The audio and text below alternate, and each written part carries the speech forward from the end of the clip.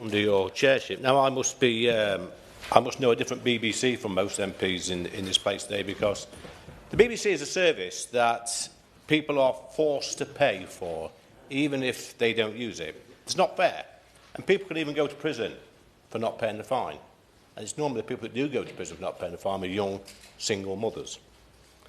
And the BBC, as we all know, has been riddled with scandal for the past 100 years, but more so in the past few decades. And yes, I agree, the BBC has made some great programmes over the years, great documentaries, environmental programmes, etc. But they've also produced a whole raft of dodgy TV personalities, which probably nobody will mention in this room. Well, I'll tell you what, they do mention it outside in the real world.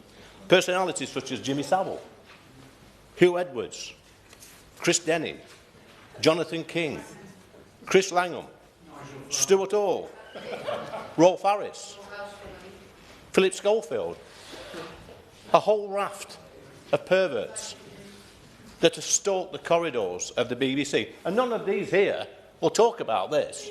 Not one of them.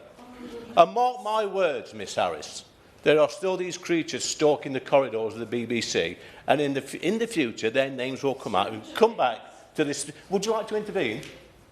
No, I thought not. Look at what they've done.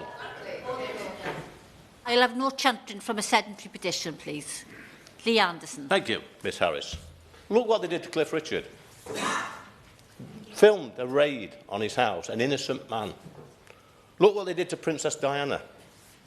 Look what they did to Donald Trump, our closest ally. Bob Villan on the stage shouting, "Death, death to the IDF." And what about the Gaza documentaries? And what about the Honourable Member for Clacton?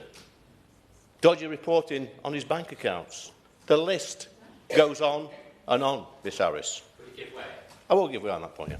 Tom Rutland. He mentions bank accounts. Would he like to declare how much he has received in earnings from another broadcast media channel in the past year in his register of interests? I'm quite happy to declare that. It's on my register of interests. It's £100,000 a year, and it's probably more than the Honourable Member will ever get paid for appearing on TV. That's if he gets paid anything at all. Anyway, I'm not paying my licence fee. I've not paid it for about 10 years. I'm not paying to subsidise the pensions of people like Hugh Edwards. Now, some people in this room, probably all of them, Miss Harris, may think I'm being a little bit unfair on the BBC. But I'd like anybody in this room, get on your phones right now and provide evidence of another broadcaster that has been riddled with as many scandals as the BBC. People should not be forced to pay for a service that they don't use. Yes, they still make some great programmes, but it should be a subscription service. I will give way. Can I ask the Speaker if he watches the BBC or listens to the BBC at all? Because he's then obliged to pay his licence fee.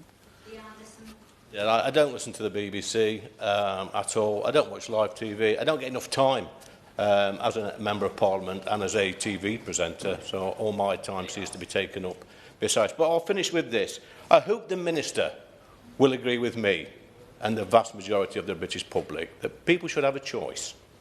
It should be a subscription service, and then people can decide whether or not they watch it and whether or not they pay for it. Thank you, Ms Harris.